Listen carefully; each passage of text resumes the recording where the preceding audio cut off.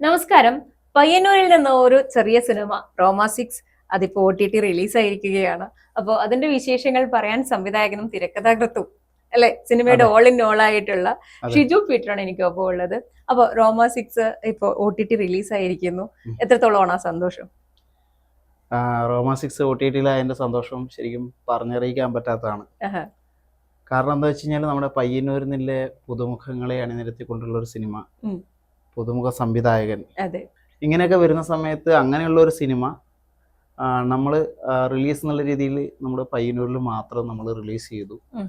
കാരണം all Kerala release ചെയ്താൽ നമ്മൾ എത്രത്തോളം ആൾക്കാരെ അറിയുമെന്നോ, ഇപ്പം വലിയ വലിയ പടങ്ങൾ പോലും തിയേറ്ററിൽ മെച്ചപ്പെടാത്ത ഈ സമയത്ത് നമ്മളെപ്പോലെ പുതുമുഖങ്ങൾ വെച്ചിട്ടുള്ള കുറേ പുതുമുഖങ്ങളായിട്ടുള്ള ആൾക്കാർ ഒരു പടം കൊണ്ട് പോയി കഴിഞ്ഞാൽ ആൾക്കാരെ എങ്ങനെ അക്സെപ്റ്റ് ചെയ്യുന്നുള്ള പേടിയൊക്കെ ഉള്ളതുകൊണ്ട് നമ്മൾ പയ്യന്നൂർ മാത്രമാണ് റിലീസ് ചെയ്തത്. ഉം. പക്ഷെ അങ്ങനെയുള്ള ഒരു പടം അത് മനോരമ മാക്സിൽ അവർ എടുത്തു. അപ്പോൾ അതിനകത്ത് ഒരുപാട് സന്തോഷമുണ്ട്. കാരണം ആഹാ. ഒരുപാട് നാളത്തെ കാത്തിരിപ്പുണ്ട്. കാരണം ഈ പടത്തിൻ്റെ വർക്ക് തുടങ്ങിയിട്ട് ഏകദേശം 2 വർഷത്തിൽ കൂടുതലായി. ഉം. അപ്പം അതിൻ്റെ തിയേറ്റർ റിലീസ് കഴിഞ്ഞിട്ട് തന്നെ ഒരുപാട് നാളായി. പലരും ഇത് യൂട്യൂബിൽ അപ്ലോഡ് ചെയ്യാൻ വേണ്ടി നിർബന്ധിക്കുകയൊക്കെ ഉണ്ടായി. പക്ഷെ ഞാൻ വെയിറ്റ് ചെയ്ത് നിന്നു. ഉം. അപ്പോൾ വെയിറ്റ് ചെയ്ത് ഒരിക്കലും വെറുതെ പാഴായില്ല, ആയില്ല. വെറുതെ ഇല്ല.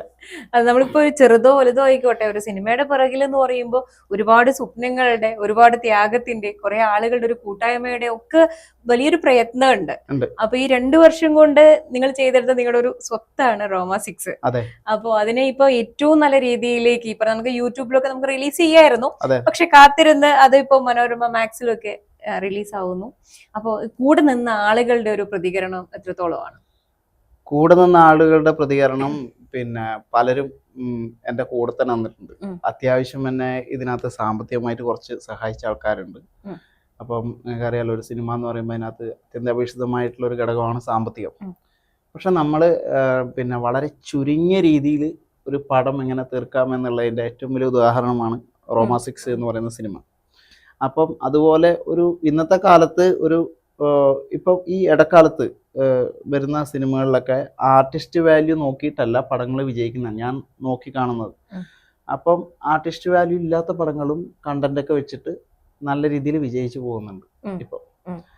എൻ്റെ കൂടെ നിന്നവരെ പറ്റി പറയുവാണെങ്കിൽ ഓൾമോസ്റ്റ് ആദ്യം തൊട്ട് അവസാനം വരെ എല്ലാവരും എൻ്റെ കൂടെ തന്നെയുണ്ട്. ഉം. ഈ പടത്തിനകത്ത് വർക്ക് ചെയ്ത അത് ആർട്ടിസ്റ്റ് ആയാലും ശരി, ടെക്നിക്കലായിട്ട് വർക്ക് ചെയ്തവരായാലും ശരി, എല്ലാവരും ആയാലും ശരി, അതിനകത്ത് DOP ആയിട്ട് വർക്ക് ചെയ്ത ഗിജിൽ പയ്യന്നൂർ ആദ്യം മുതൽ അവസാനം വരെ ഈ തലേ ദിവസം വരെ എനിക്കൊരു പോസ്റ്റർ നിർമ്മിച്ചു തന്ന അവനാണ്. ഉം. അപ്പം അത്രയും നന്നായിട്ട് എൻ്റെ കൂടെ നിന്നൊരു വ്യക്തിയാണ് അവൻ.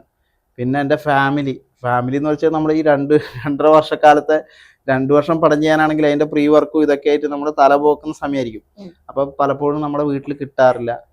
പിന്നെ പല സ്ട്രെസ്സായിരിക്കും. അപ്പം അതൊക്കെ സഹിച്ചെന്ന് എൻ്റെ ഫാമിലി ഏറ്റവും കൂടുതൽ എന്നോട് സപ്പോർട്ട് ചെയ്തിട്ടുണ്ട്. അതെ. എല്ലാവരും ആദ്യം മുതൽ അവസാനം വരെ ഈ നിമിഷം വരെ എൻ്റെ കൂടെ സപ്പോർട്ട് ചെയ്തിട്ട് തന്നെയാണ് നിന്നത്. അതെ, തീർച്ചയായിട്ടും നമ്മളിപ്പോ ഈ ഒരു വലിയ ബഡ്ജറ്റിൽ എടുക്കുന്ന സിനിമയാണെങ്കിൽ പോലും രക്ഷപ്പെടുമെന്ന് വിചാരിച്ച് എടുത്തത് പലപ്പോഴും പണിപാളുന്ന ഒരു പരിപാടിയുണ്ട്. പലരും സിനിമ എടുത്തത് കൊണ്ട് മാത്രം സങ്കടപ്പെടേണ്ട അവസ്ഥയിലെത്തിയിട്ടുണ്ട്. അതെ. അപ്പോ അങ്ങനെയുള്ള ഒരു സമയത്ത് ഈ ഒരു സിനിമ കൊണ്ട് രക്ഷപ്പെടുവോ, അല്ലെങ്കിൽ ഇതൊരു രക്ഷപ്പെടുന്നതിനപ്പുറത്തേക്ക് നമ്മുടെ ഒരു സ്വപ്നമാണ്, കുറെ അതെ. കാലം കൊണ്ടുള്ള ഒരു സ്വപ്നമാണ്. അതെ. അപ്പൊ ഇങ്ങനെ ഒരു പണിക്ക് ഇറങ്ങിയ സമയത്ത് എടാ ഇതൊന്നും രക്ഷപ്പെട്ടു പോയില്ല എന്ന് പറഞ്ഞവരുണ്ടോ? ഒരുപാട് പേരുണ്ട് അങ്ങനെ പറഞ്ഞവര്. ഡീമോട്ടിവേറ്റ് ചെയ്ത ആൾക്കാരും ഉണ്ട്. ഡീമോട്ടിവേറ്റ് ചെയ്തവരാണ് കൂടുതലും. ഉം. ഒരു തരത്തിൽ പറഞ്ഞാൽ നമുക്ക് ഇത് വേണ്ട എന്ന് വരെ തോന്നിയ ഒരു സമയമൊക്കെ ഉണ്ടായിട്ടുണ്ട്. ഉം. പലരുടെയും ഒരു ഡീമോട്ടിവേറ്റ് അങ്ങനെ ഒരു ഉണ്ടായിട്ടുണ്ട്.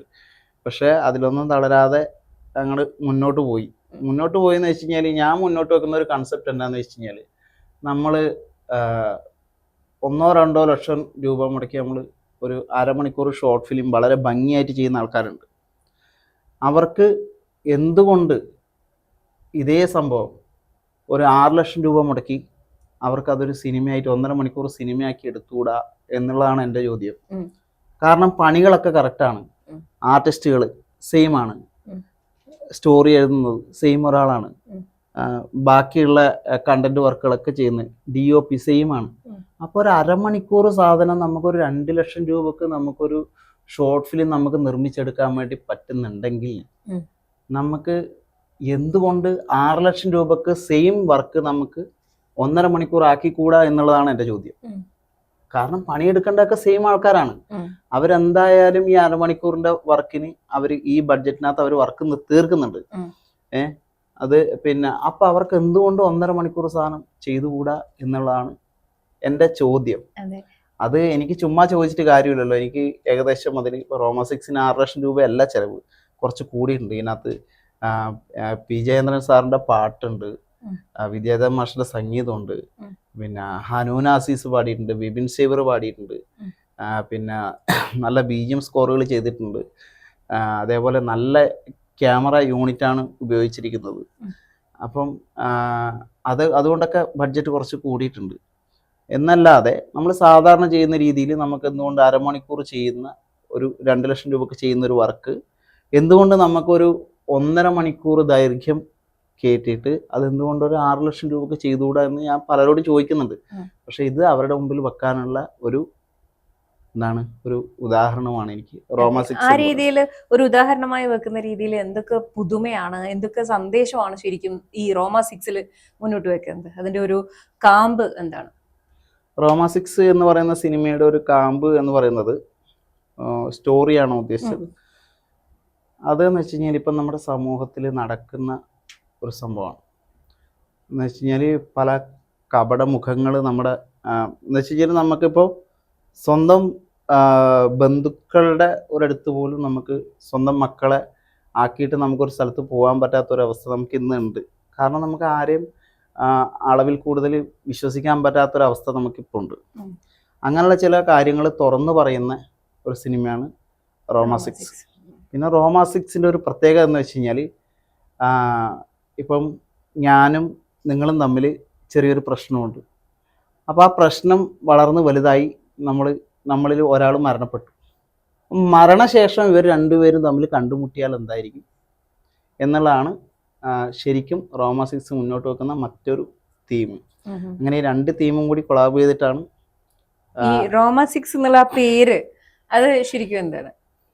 റോമ 6 എന്നുള്ള പേര് സത്യം പറഞ്ഞാൽ അതിനകത്ത് സെൻസർ കിട്ടുമോ എന്ന് തന്നെ എനിക്ക് പേടിയായിരുന്നു. കാരണം ഒരു ബൈബിൾ അടിസ്ഥാനപ്പെടുത്തിയിട്ടുള്ള ഒരു പേരാണത്.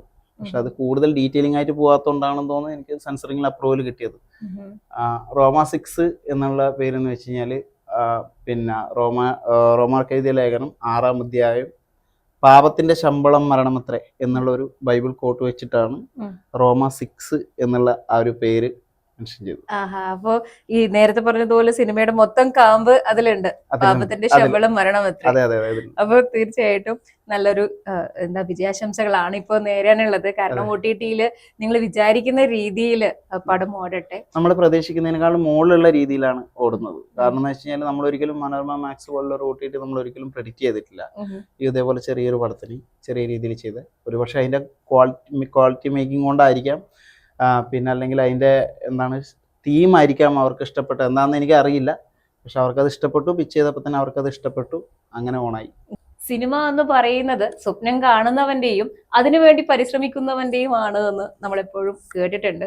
അപ്പോൾ കേവലം പണം ഉണ്ടാക്കാനുള്ള ഒരു മാധ്യമം മാത്രമായിട്ടല്ല, എത്രയോ കാലത്തെ സ്വപ്ന സാക്ഷാത്കാരമാണ് ഓരോ സിനിമയും. അത്തരത്തില് OTT-യിലും വലിയ വിജയമുണ്ടാക്കി ഇവിടെ പയ്യന്നൂരിലുള്ള എളിയ കലാകാരന്മാർക്കല്ലേ അത് വലിയൊരു അച്ചീവ്മെന്റ് ആയി മാറട്ടെ എന്ന് മാത്രമാണ് ഈ ഒരു നിമിഷത്തിൽ ആശംസിക്കുവാനുള്ളത്.